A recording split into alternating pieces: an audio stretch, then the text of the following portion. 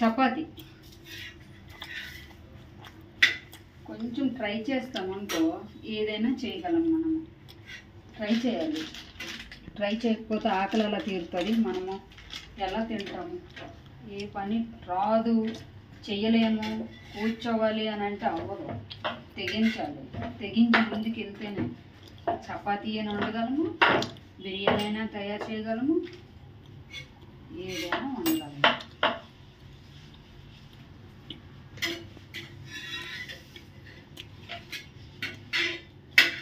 అటు ఇటు దూకుతూ అవ్వదు. అర్థమవుతుందా?